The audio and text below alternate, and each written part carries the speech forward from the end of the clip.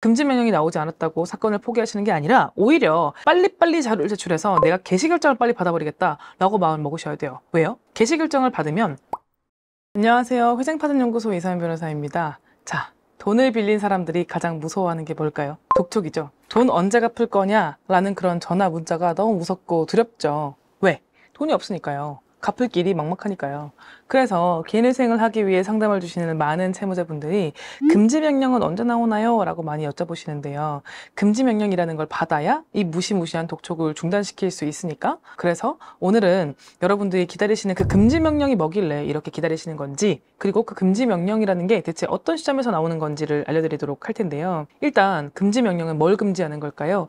채권자들이 돈을 갚아라고 하는 연락을 금지해주는 판사님의 명령이에요. 법원에서 채무자의 모든 채권자들에게 판사님의 도장이 찍힌 그 결정문을 보내드리는 겁니다. 그게 금지 명령이고, 그 금지 명령문 안에는 채무자한테 이제 돈 갚으라고 하지 마 라는 말이 좀 어렵게 적혀 있어요.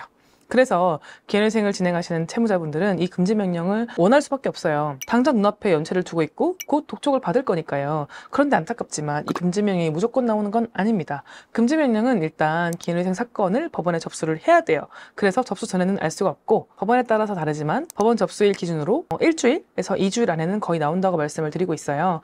빠르면 3일 내에도 나올 수 있고요.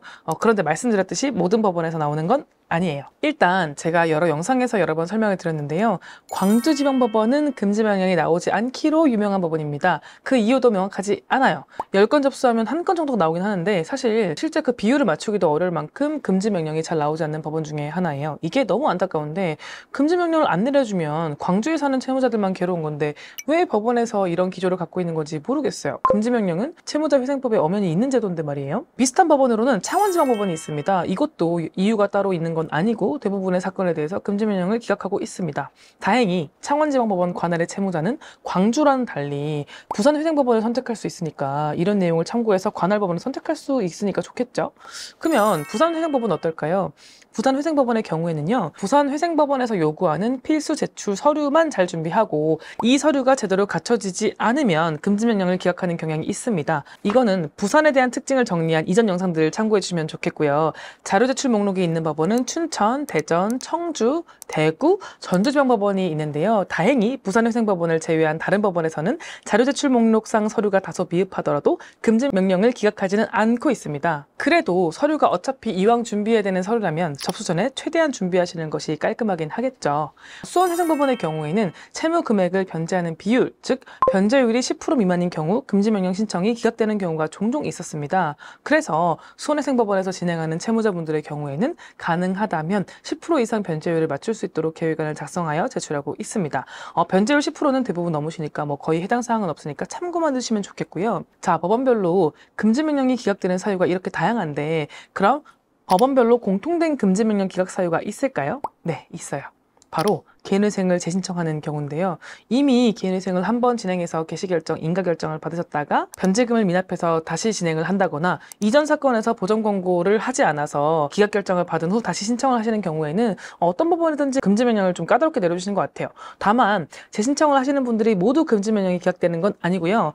나오기도 하고 또 안 나오기도 하니까 참고로 하시면 좋겠고요. 제가 누누이 얘기하는 것이 금지명령이 기각되었다고 해서 진행 자체가 안 된다는 건 절대 아닌 거 다들 알고 계시죠?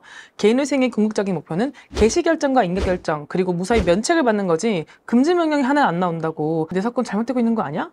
하는 생각은 넣어줘도 돼요. 금지 명령이 나오지 않았다고 사건을 포기하시는 게 아니라 오히려 빨리빨리 자료를 제출해서 내가 개시 결정을 빨리 받아버리겠다라고 마음을 먹으셔야 돼요. 왜요? 개시 결정을 받으면 금지 명령과 동일한 효력을 받기 때문이죠.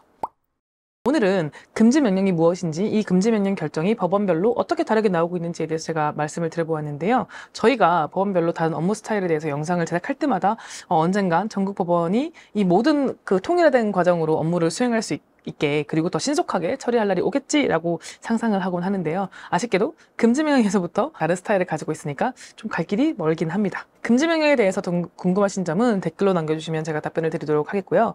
채널을 구독하시면 매주 올라가는 개인회생, 개인 파산에 관한 최신 정보를 확인하실 수 있으니까요. 오늘도 시청해주셔서 감사드립니다.